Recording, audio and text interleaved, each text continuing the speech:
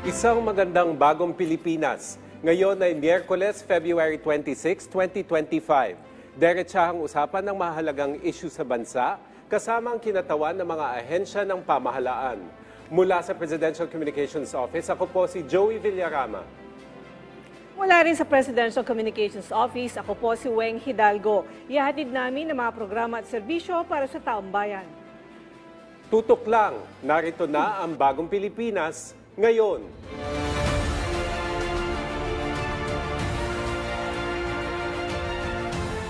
Abot kayang edukasyon at training sa pamamagitan ng iba't ibang programa ang layunin ng Technical Education and Skills Development Authority o TESDA para sa mga nais magkaroon ng matatag na trabaho o magtayo ng negosyo. Kung ano-ano ang mga oportunidad na isinusulong ng ahensya at ano pa ang kanilang mga bagong programa, ibabahagi sa atin ni TESDA Deputy Director General Nelly Deliera. Magandang tanghali, DDG, at welcome po sa ating program. Welcome back. Yeah, thank you very much. Magandang tanghali rin sa iyo, Joey and Weng. And of course, sa lahat po ng mga nanonood ngayon sa inyong programang talagang abot ang buong bansa at ng mga kakailanganin yung impormasyong isasawalat natin dito. Ayan, ma'am. Simulan po natin dito sa Test the Best. Ano po yung Test the Best 8-point agenda at paano ito nakakatulong na mapabuti ang sistema ng technical vocational education and training sa bansa? Okay, ito po yung inilatag kumbaga ng ating bagong Director General, si Kiko Benitez, at lahat, 8 siya. Nagsisimula ito sa A, B, C, D hanggang H. Okay, simulan natin sa letter A, yun yung access to TVET. So gusto natin dito na lahat po ng ating mga kababayan na gustong matuto at gustong makapagtrabaho dahil sa natutunan nilang training, accessible. So yun po yung access to TVET. So we have more than 4,000 institutions nationwide. So we hope hindi lang po yung physical availability nitong ating mga institution ang meron sa ating mga regions hanggang probinsya, but even yung mga content nila should be updated. Letter B, yung pong behavioral mindset. Isa-isahin ko po ha. Yung behavioral mindset, pwedeng internally and pwede rin pong external. Internal, dahil siyempre may mga nakagawian po tayo sa ating agency na kailangan nating baguhin dahil siguro sa trend, sa mga bagong kalakaran or bagong klase ng mga kailangan nating matutunan, digitalization or whatever. So may mga ganon. And behavioral mindset rin, para external naman. Kasi di ba, karamihan minsan sa ating mga estudyante or mga kababayan or even mga parents, we hope na magkaroon tayo ng pagbabago ng mindset na pag-TESDA, pag-vocational, wag siyang second rate. Wag siyang ganoon. Kasi isipin natin, pag nakakuha po tayo ng skills na binibigay po, ito, vocational related, automatically, ang target talaga natin dito, training to trabaho. Makakuha ka ng skills for a specific, halimbawa, bartending ba siya or bread making, sinasamahan po natin yung entrepreneurship. Immediately after, you can already put up your own business or you can already have yourself employed in a similar or in a related enterprise that can make use of your skill. Yun po. Letter C, competency standard and TR. Dahil gusto po natin na yung mga kursong ino-offer pa natin sa mga institution ay may quality assurance. So ibig sabihin, guided po tayo na yung mga standards na basehan ng mga modules na binibigay natin ay industry-aligned. So yun po, letter C. And letter D, demand-driven at saka data-driven. Kasi po, di ba, mahirap mag-run lang tayo na mag-run ng training ng kahit na para kaninong sector lang, na hindi natin tinitingnan, meron ba silang pupuntahang industriya? Meron bang magagamit ng mga skill na natutunan nila? So it has to be demand and data-driven. So dapat may data tayo. Ilan ang kakailanganin natin for the electronics industry, for example, or for the tourism industry. So para yung ating mga training rin, particularly yung scholarship, is also attuned or also responding to the needs of the sector. So that's letter D. And letter E, employability. Employability, di ba? Sabi natin, mahirap minsan nag-graduate natin yung mga nakaka-graduate yung mga kababayan natin 4 years, 5 years only to find out at the end of the line hindi naman sila mag-e-employ dahil may bridging pa, may kakailanganin pa silang additional training na gagawin. So dito, later siguro sa discussion natin, introduce po namin yung isang bago, harmonized to siya, consolidated na program that would already involve yung enterprises natin as far as training is concerned. Kasi at the end, di ba, at the end of the day, ang gagamit naman talaga ng ating mga natutunan sa school, yung mga enterprises. So why don't we make the enterprises a part of the equation? So employability. And then letter F, flexible learning. Nung pandemic, ang daming nangyaring ganito, di ba? Sanay tayo na face-to-face, in-person yung mga training. But because it was difficult for us to go to a physical space during the pandemic, nagkaroon tayo ng mga online, hybrid. And I think tumuloy-tuloy yan hanggang ngayon. So flexible learning system naman. And letter G, A, B, C, D, E, F, G na tayo, yung global competitiveness. Kasi we know, marami po sa ating mga kababayan na take ng test na makakuha po ng certification, ang target nila makapag-abroad. Maganda yung magandang balita dahil siyempre nire-recognize yung certification ng TESDA para makapagtrabaho sila sa ibang bansa. In some way, hindi maganda sa ating bansa dahil siyempre mababawasan tayo ng mga tinrain, di ba? At makikinabang yung mga enterprises sa ibang bansa. Kaya ang challenge talaga palagi, sabi nga ni DG Kiko, let's continue on training more and more people para yung pool natin ng tawag dito resources, human resource, tuloy-tuloy lang din and ready tayong ma-address yung ating pong requirement naman locally. And finally, letter H, kasi test the best, is harmonization from senior high school all the way to tertiary. Kasi di ba, Joey at saka Weng, ang sabi natin, sana yung NC na makukuha nila sa senior high school, magagamit nila papunta ng vocational, yung certification na makukuha nila sa vocational, techbook siya or TESDA, magagamit naman nila pag nag-apply sila ng kumbaga associate degree or bachelor's degree. So kumbaga ladderized, di ba? Napapagpapatong-patong natin yung mga certification na nakukuha ng isang estudyante para useful siya from senior high school all the way to tertiary. Kasi maaaring ang ilan sa kanila may training sa senior high school, gusto mag-work, di ba? Pero entry level. Kung gusto niya namang magdagdag pa ng skill para medyo tumaas rin yung kanyang sweldo, pupunta siya ng techbook. Gusto niya naman mag-work, i-apply niya yung work niya, pwede na naman ganon. Pero lahat ng mga certificate na nakuha nila, pwede nilang dalhin hanggang sa tertiary level para by that time, pwede na sila for associate degree, hindi na sila mag-start from zero. So that's the test the best. Medyo nag-stick sa akin yung D and H kasi pag sinabi mong anong tinapos mo, tapos meron kasing perception na pag sinabing vocational lang, dapat hindi vocational lang kasi pwede kang dalhin sa ibang bansa, pwede kang mamayagpag dito, hindi vocational lang. So, maganda yung pagpapalit ng mindset at ng behavior. So, dyan po sa lahat ng yan, ano po yung mga kurso o yung mga training programs na nilaunch ninyo last year? Lalo na po sa sinasabi ninyo na maraming nagtitraining pero pumupunta sa ibang bansa. So, ano po yung pinakamabenta, kumbaga? Tsaka gaano po ito kahalaga? Okay. Tatlo lang yung banggitin kong pinakamabenta, no? Although marami siyang subsector. Number 1, tourism. Kasi naman, when we talk about tourism, siyempre, nandiyan na even yung promotion, di ba? Yung promotion, yung accommodation, yung mga tour guides na pupunta sa mga destination, yung mga nagde-develop ng mga crafts, na bibilhin ng mga souvenir items, di ba? Na bibilhin ng ating mga turista, pati na yung mga sa events. All of this, even yung food, di ba? Yung food production are actually covered by the tourism sector. Mga subsectors nila ito. So marami tayong ganyan. May mga certification din. So makikita natin siguro mga nagtatrabaho sa ibang bansa. Nandyan sa mga cruise, di ba? Pwedeng nasa kitchen sila as food production or pwede rin nasa frontline sila as front office, di ba? Mga ganong klase or even yung mga nasa housekeeping. So tour guides dito naman sa ating bansa. Second, among the sectors na maraming nag-enroll po, yung agriculture. So sa agriculture, magandang pakinggan kasi alam ko dito rin sa Metro Manila, marami na rin nag-try ng aquaponics, di ba? And even food production. But this time around, looking at, halimbawa, organic, di ba? May added value na siya. And of course, food production dahil they wanted to supply yung requirements nila siguro sa bahay nila or sa community nila. And eventually also supplying dun sa mga manufacturing companies.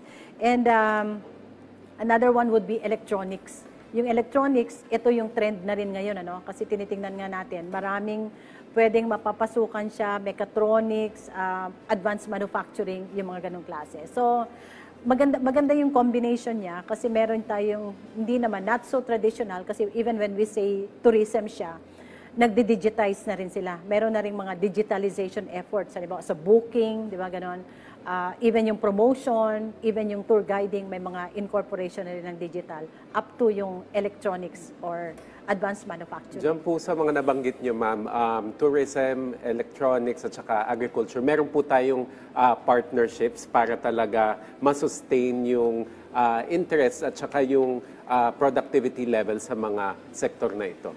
Thank you sa question mo, Joey. Kasi we have always been emphasizing na ang priority talaga natin in terms of partnership will be the industries.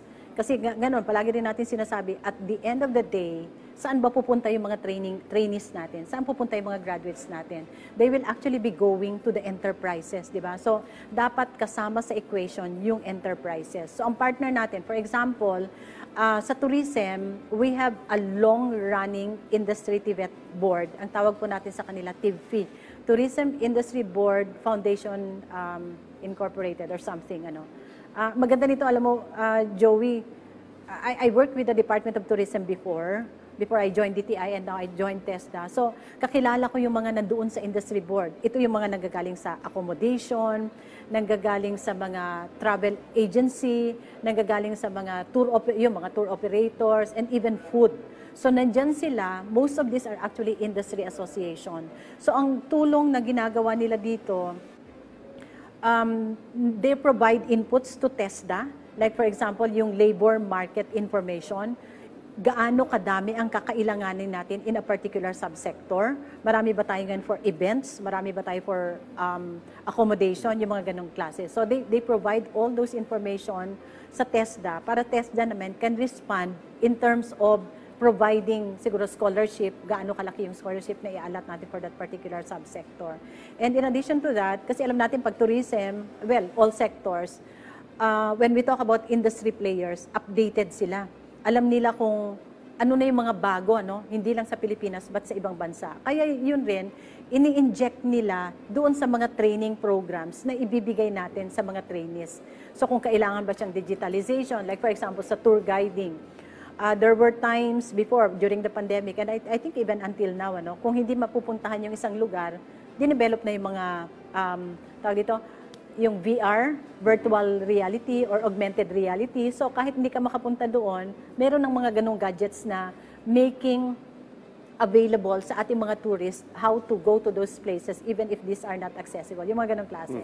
So yun, tumutulong yung ating mga industry players para magbigay ng update or new trends para ma-incorporate ng TESDA sa kanilang competency standard and TR at ma-incorporate naman ito sa mga modules na ituturo naman natin sa mga estudyante. So nabanggit niyo po nung pandemic, online yung training ninyo. So kumusta po yung migration sa online programs ninyo? Tsaka may nakakapagtapos po ba? Or kailangan na online yung training pero sabi niyo kanina meron din pong hybrid kasi syempre yung practical, paano nila pinapractice yung natutunan nila. Paano po yung migration nun? Yes, tama po yun.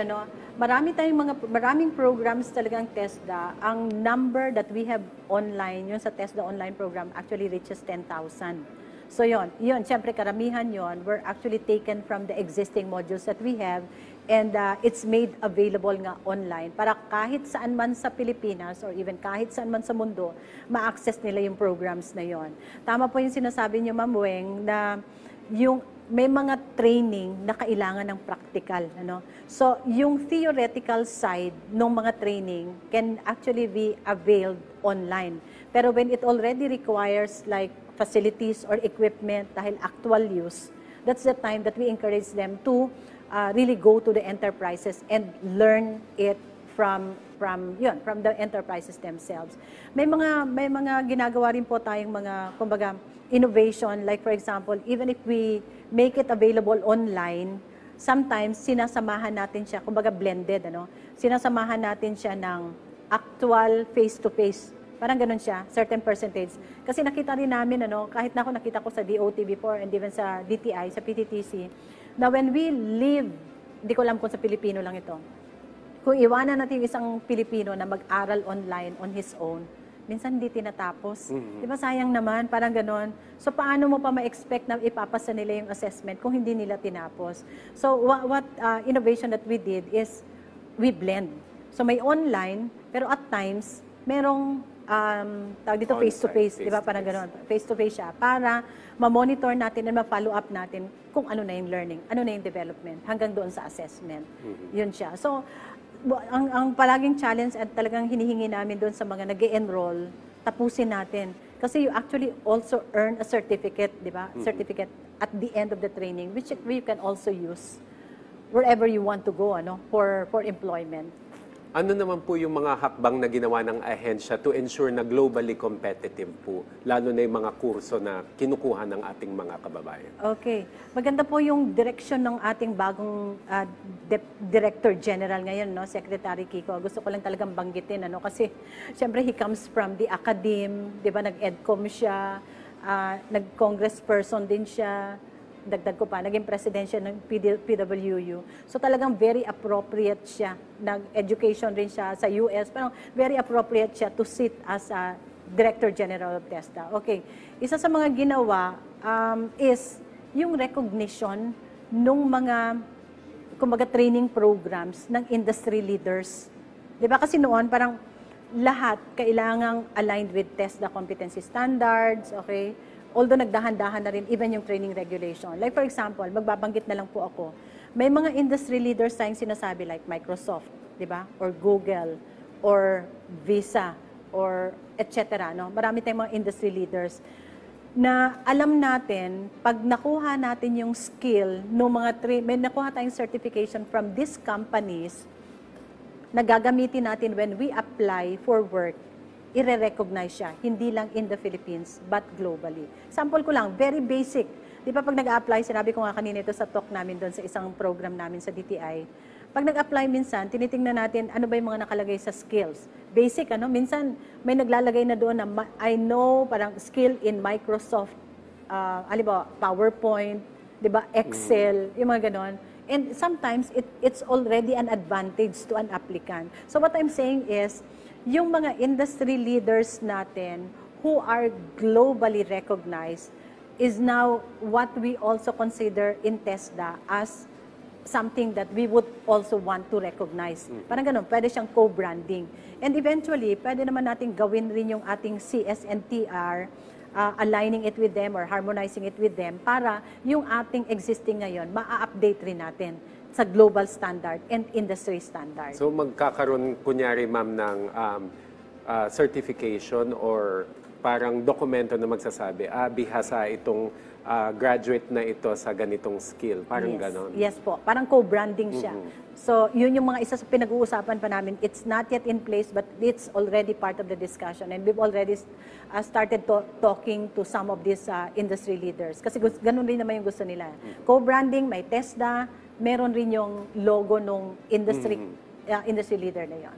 So bukod po dyan sa mga nabanggit ninyo, ano pa po yung ibang programs ng TESDA na nagbigay ng maraming opportunity sa ating mga kababayan? Yon, sa iba't ibang sectors, marami tayong naabot nga. Siyempre, siguro maganda rin banggitin natin dito because of the availability of the scholarship programs. Yon, we are actually making programs and training available to a lot of our kababayan throughout the country. Ma'am Weng. Alright. Sa ating pagbabalik, pag-uusapan natin ang iba pang serbisyo ng TESDA ngayong 2025. Kasama pa rin si Deputy Director General Nelly Dillera. Manatiling nakatutok, magbabalik pa rin ang Bagong Pilipinas ngayon.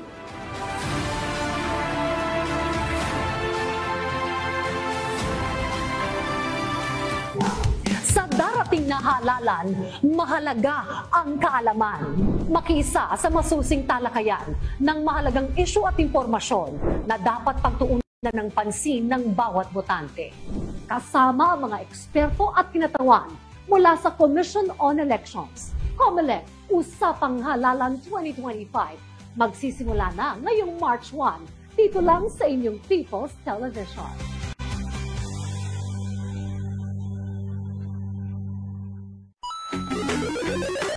Is it a yes or a no? Are you anti or pro? Pagdating sa mga isyung panlipunan, stay woke or go broke? Basta relevant, napapanahon at makabuluhan para sa kabataan. Pag-usapan natin yan sa Schoolmates, the country's longest-running youth forum and debate show on TV. Join ka na sa masayang usapan every Thursday dito lang sa PTV.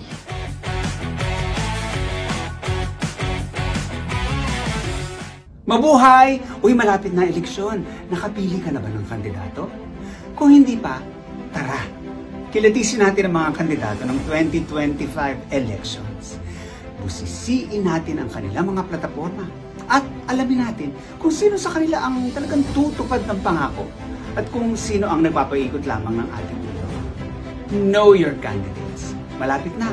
Abangan dito sa PTV. Disaster Watch. Alamin ang heavy rainfall warning system ng Pag-asa. Yellow rainfall warning. Pinapayuhan ng lahat na mag-monitor ng mga weather update sa inyong lugar. Maghanda sa posibleng pagbaha sa mga mabababang lugar at tabing baybayin. Orange rainfall warning. Mas malawak na pagbaha ang inaasahan at posibleng magka-landslide sa mga tabing bundok. Bumuo ng isang emergency kit at maghandang lumikas sa anumang sandali. Red rainfall warning. Inaasahan ang matinding buhos ng ulan sa loob ng 2 oras na magdudulot ng malawakang pagbaha at landslide. Para sa inyong kaligtasan, agad na lumikas papunta sa ligtas at mataas na lugar. Sa panahon ng kalamidad, dapat laging listo.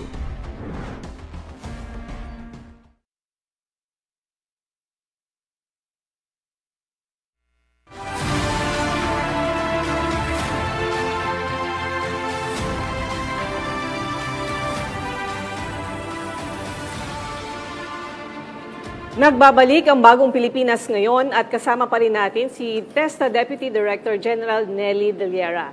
PDG ngayong 2025, ano po ang priorities na programs and projects ng TESDA? Thank you very much po. Una talaga ngayon, opening salvo. Actually, end of the year hanggang opening salvo for 2025, ang gusto po talaga nating i-push, of course, other than the existing ones, is the enterprise-based education and training. And of course, sama na rin natin dyan yung Industry TVET Board at saka yung Skillsync. Pero unahin po natin yung enterprise-based education and training.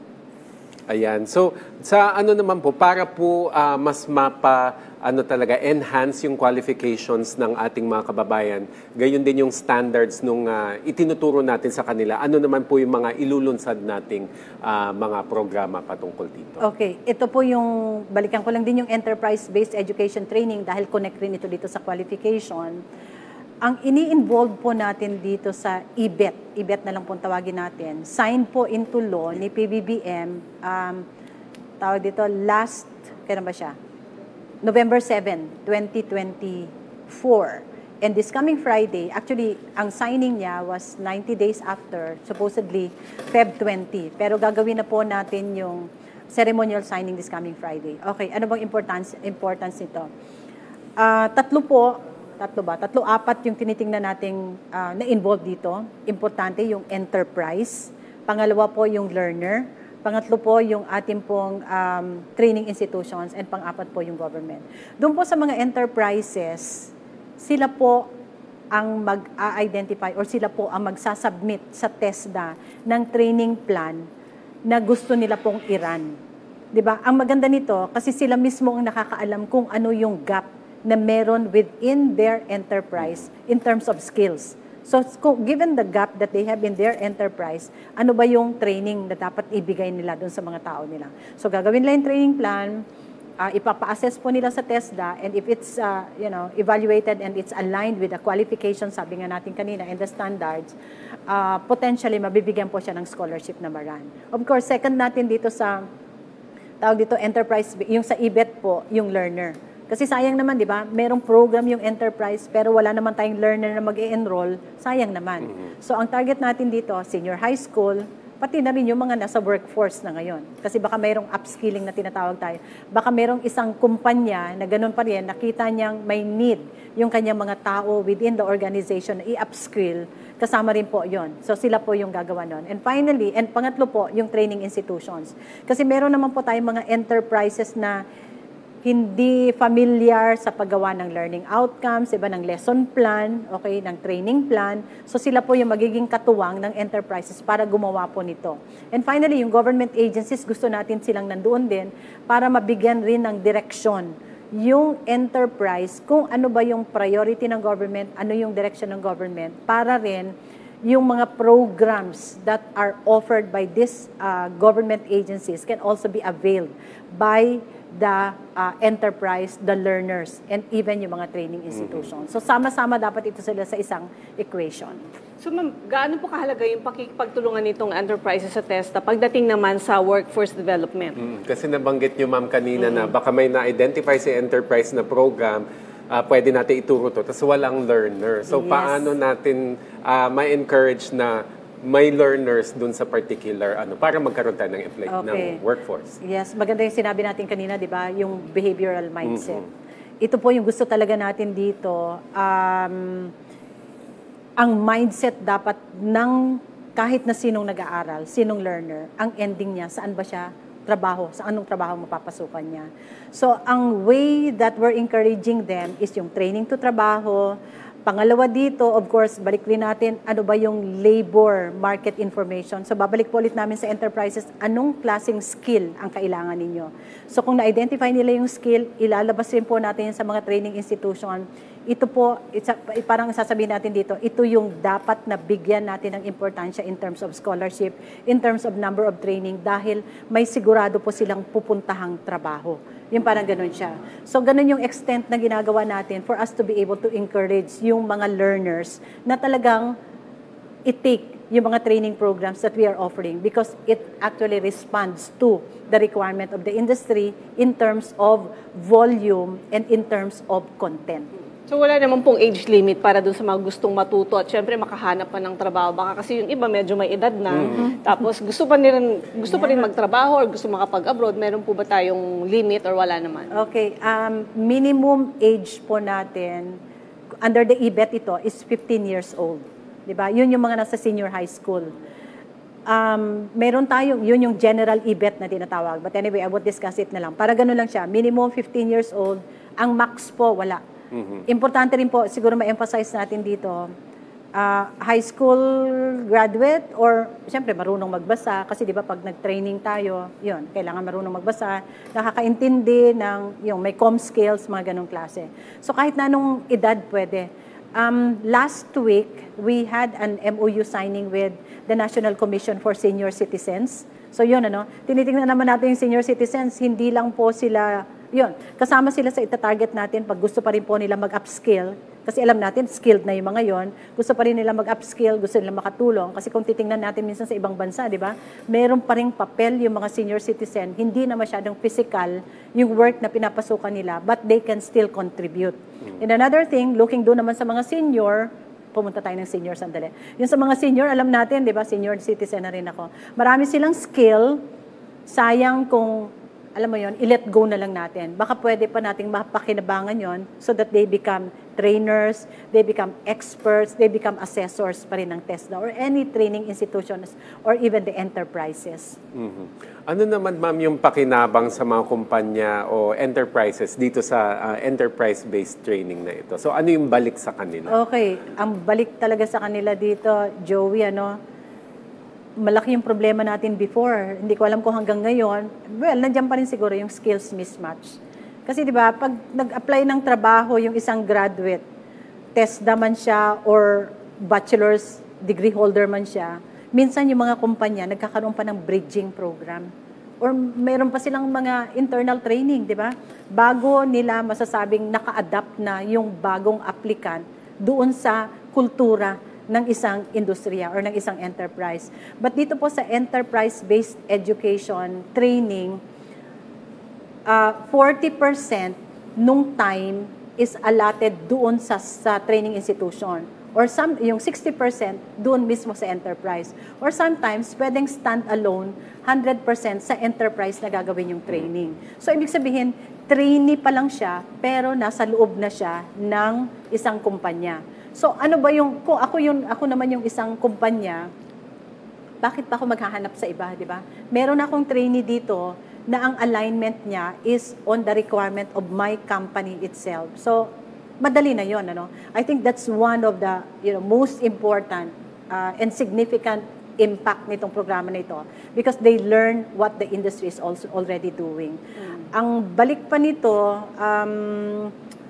ito pa, incentives, ano? Because we're also talking to BIR, the Bureau of Customs, ganun siya. So, 50% of the training cost nung isang enterprise can actually be deducted from the taxable income. So, may tax incentives. And ito pang tinitingnan natin, if we can, yung mga donation, may mga tax exempts rin or mga incentives na pwede nating ibigay rin doon sa mga kumpanya. Halimbawa, merong gustong mag-donate ng facilities and equipment para magamit nila in upskilling their workforce. And ito nga, siguro in totality, pag maayos yung ginagawa ng ating mga learners, alam nila kung ano na yung nangyayari sa mga enterprise and they're already part of the enterprise. Yung enterprise is actually contributing to the societal goal, which is also economic development. Kung lahat ng ating mga enterprises ay ganito po yung pananaw, malaki po ang ambag nito sa ating economic development. So ma'am, ano naman po yung mga industriyang may mataas na demand dito sa EBET? Ilo-launch po natin siya ito ngayong Friday. Ilo-launch. Magre-register po tayo ng programs. Doon po natin malalaman. But right now po, kasama sa mga priorities natin dito are construction, logistics, yung logistics natin including transportation. Meron rin po tayong education, energy, tourism, kasama rin po ang tourism, IBPOP, yung IT-BPM, advanced manufacturing, agriculture, kasama po yon. 10 priority sector, and even education, kasama po yon. Energy, kasama po sila sa mga priority. And we will find out, based na rin doon sa labor market information, we will find out kung sino ang may pinakamalaking sektor na mangangailangan po ng programa under the enterprise, yung EBET po na tinatawag natin. Doon naman ma'am sa industry TVET board, so paano po makasali at makikinabang ng isang kumpanya? Okay, sa industry TVET board, ito naman yung industry association. Example po natin, halimbawa, animation po. Ang pinaka-partner po natin na industry association ngayon ay Animation Council of the Philippines. Okay? Ang members nito ay mga enterprises din. Enterprises sila na member ng isang industry association. And they also have membership sa mga regions and provinces. Okay. Paano maging member? They don't have, kung kayo po ay nasa animation industry, pre-production ba kayo, production ba kayo, or post-production, nasa drawing ba kayo, sketching, which is pre-production or production, parang ganon, at nasa anumang lugar kayo sa Pilipinas, hindi po kinakailangang maging member kayo ng Animation Council. If you're interested, let us know po, let TESDA in your area know that you're interested to become a part of the Industry TVET Board. Ang maganda po nito dahil magkakaroon po tayo ng network nationwide. And pagkakaroon po natin ng network nationwide, kung ano po yung mga ituturo po natin, ano po yung mga policies natin or mga bagong kalakaran, global standards na pwedeng introduce sa national level, pwede na pong i-cascade nila yan sa regional or provincial level. So yun po, importante po dito, 4 po yung tinitingnan natin na components po ng Industry TVET Board. Una, Industry Association. Pangalawa po, yung mga educational or academic or training institutions that offer courses related to the sector, like for example, animation industry. Pangatlo po, yung mga workforce, yung mga nagtatrabaho po sa animation industry. Example lang po natin ito. Pwede po kayo mag-register. And of course, yung government agency that supports this. Para quadripartite yung sinasabi po natin. Sama-sama po tayong palaguin po yung isang industriya. So ma'am, paano naman po ninyo tinutugunan yung labor market mismatches dito sa Pilipinas? Yung po, importante yung labor market information. Kasi yung enterprise mismo ang magsasabi na kailangan namin ng ganitong skill. Kailangan namin ng ganito kadami. May mga, kumbaga, volume na ganito kadami. So, given all those information, ginagawa po ito ng isang opisina po sa TESDA, yung planning office po. Nationwide din po itong ginagawa. But we're also looking at, syempre, yung global standards. Pag nakuha po natin yung information na yon, yung po naman yung i-feed natin doon sa mga training institution para bigyan po ng priority in terms of training programs that we will run during the year. Para masagot talaga natin, kasi sabi nga natin palagi, hindi pwedeng run ng training na walang ending na tinitingnan na employment. So, sino magsasabi na ito yung kailangan namin in terms of employment? It's still the enterprises. Kanina may binabanggit kayo, ma'am, na sa Biyernes meron po tayong launch, may special event, pero may side events din po. So, pwede nyo pong ibahagi sa amin ito. Okay. Thank you, Joey. This coming Friday po, gagawin po natin yung signing ceremony ng Enterprise-Based Education and Training. Expected po natin dito si Senator Joel Villanueva, of course si DG Kiko Benitez, of course Secretary ng DOLE, si Benny Laguesma, and sino pa yung isa? Congressman Romulo, if I'm not mistaken. Okay, and of course, lahat po nung 500 or more na kinonsult po namin para po natin maabot yung magawa po nating implementing rules and regulation. Signing lang po yon. Ang side event, ito po yung exciting. Kaya tinatawagan po natin lahat po ng mga enterprises. Kung meron na po kayong existing training plan para po sa inyong workforce in your company or sa palagay po ninyo makakatulong po sa iba pong mga workforce in your industry, pwede po ninyong dalhin po yan sa TESDA para po ma-assess natin and we'll get commitments from you and you can get commitments from us kung i-register po natin yan na mairaran po natin under EBET. Yun yung tawag po nating EBET Trailblazer. Kasi kayo po yung unang magsa-sign up for commitment signing. Pangalawa po, meron po tayong EBET Launchpad naman, Joey and Weng. Yung EBET Launchpad, para naman po ito sa mga learners. Kasi baka who knows, dito magsisimula yung career niya. Dito niya palang na-discover, gaya sabi ni Joey kanina, gusto niya maging entrepreneur, gusto niya maging enterprises. Baka ito yung launchpad po ninyo para matingnan kung ano yung career path, career progression, ano yung mga kurso, hanggang doon na po tayo sa specific modules that can address yung requirement, yung necessary modules na kailangan yung matutunan to really learn how to run an enterprise. So yung mga learners, so launchpad. Para kayo mismo, hindi lang tayo guided nung curriculum ng school, but we can also assess and evaluate kung ano pa yung kulang, ano pa yung matutunan natin. Pangatlo dito, yung training institutions. Kasi may mga existing tayong training institutions, baka gusto pa ninyong i-level up pa yung content nyo, di ba? So how do you do that? Yung enterprises that are global, in terms of standards can be of help to you. So let's work hand in hand. And finally, yung government agencies. Yung government agencies, meron rin tayong mga sarili nating mga training academy, ma'am, di ba? Kasi sabi nga natin, DA has ATI, DTI has Philippine Trade Training Center, yung mga ganong klase. So we hope that you can also work with the enterprises in your industry to leverage, di ba? Leverage and even upgrade and update yung mga contents natin.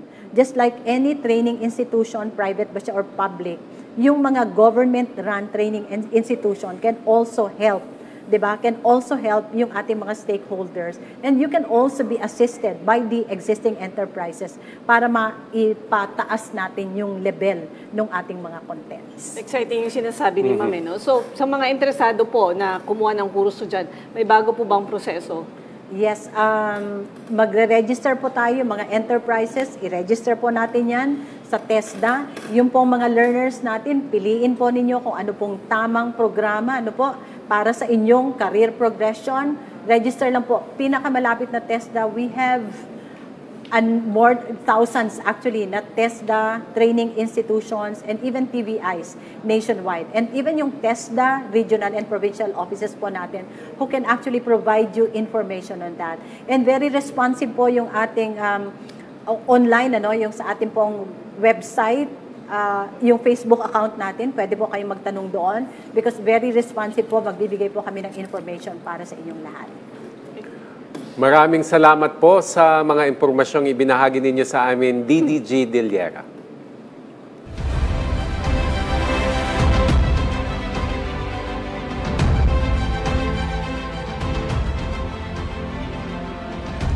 Mahalagang tutukan ang mga programa ng TESDA para sa mas competitive at dekalidad na technical education and skills development na pwedeng makipagsabayan sa buong mundo.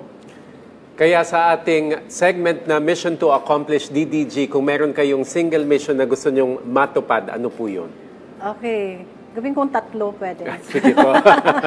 Una, of course, enterprise-based education and training. Mission to accomplish this year. Actually, mayroon kaming 2 year, but just this year, we hope that we can increase the number of enterprise implementers from the 200 that we have right now. Sana po madoble natin yung enterprise implementers. And of course, yung ating po mga learners, we hope that you will look at this as an opportunity to better improve yourselves in terms of skills for higher employability. And of course, sa mga training institutions and even yung ating pong government agencies. Ang pangalawa ko po na mission to accomplish this year, yung pong Industry TVET Board. We're calling on the different industry association dun po sa 10 priority sectors. Let's put together po all our efforts for us to be able to set up an Industry TVET Board for your respective enterprises. And pangatlo po, calling on the different training centers of government agencies. Meron po tayong programang in-initiate last year, tinatawag po nating Skill Sync. Let's put our efforts together para hindi po mag-duplicate yung pong ginagawa natin sa iba't ibang government agencies and para we can also maximize the resources and para po sa ating mga constituents po, yung ating po mga learners, meron pong isang platform na pong titingnan nila lahat po ng mga government training programs are already available. Again, to sum up, enterprise-based education and training, Industry TVET Board, at yung Skill Sync for all government training programs. Thank you po. Okay, marami din pong salamat sa inyong oras. TESDA Deputy Director General Nelly Deliera. At dito na po nagtatapos ang ating programa sa araw na ito. Sama-sama ulit tayo bukas para sa mahalagang talakayan at mabilis na aksyon ng pamahalaan. Mula sa Presidential Communications Office, ako po si Weng Hidalgo. At mula rin sa Presidential Communications Office, ako po si Joey Villarama. Sama-sama tayo para sa isang bagong Pilipinas ngayon.